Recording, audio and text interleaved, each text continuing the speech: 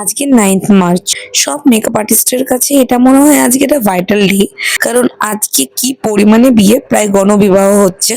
তো আমি চলে এসেছি 2:15 অলরেডি। আর আমার কপালটা এতটাই খারাপ, ব্রাইডকে বারবার বলেছিলাম, ব্রাইড বলেছিল হ্যাঁ দিদি কথা দিচ্ছি আমি আড়াইটার মধ্যে বসবো। এসে দেখি তখন তার হলুদ আসেনি। তো আমি কি করব, বেকার বেকার এতক্ষণ ধরে বসে থেকে আমি বললাম শাড়িটা দাও।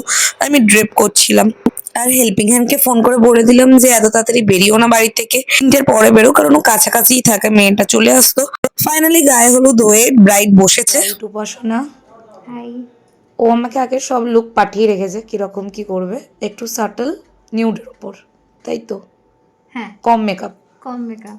ওকে, নেক্সট বাইটটা আবার মেকআপের পরে নেব। আমি বসতেই বলে দিয়েছিলাম কোনোভাবেই পসিবল নয় 6টার মধ্যে ছাড়া। আর সব থেকে ভালো জিনিস হয়েছে, ওর বরই বললো যে আমি 6টার মধ্যে ঢুকতে পারবো না, আমার বেরোতে বেরোতেই ওখান থেকে 7টা বাজবে।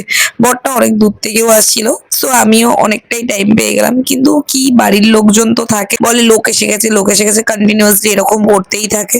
কিন্তু সত্যি কথা বলতে ওর বাড়ির লোক আমাকে একটুও ডিস্টার্ব করেনি। 8টা বেজে গেছে সাজাতে সাজাতে আমার। তো ব্রাইডের কেমন লাগলো চলো শুনে নিই আমরা। কেমন লাগলো বলো সেজে? খুব সুন্দর লাগছে, যেরকম আমি দিদিকে বলেছিলাম ঠিক দিদি সেরকম সাজিয়ে দিয়েছে। মানে আমার দারুণ হয়েছে, মনের মতন হয়েছে। Thank খুব ভালো you. হয়েছে।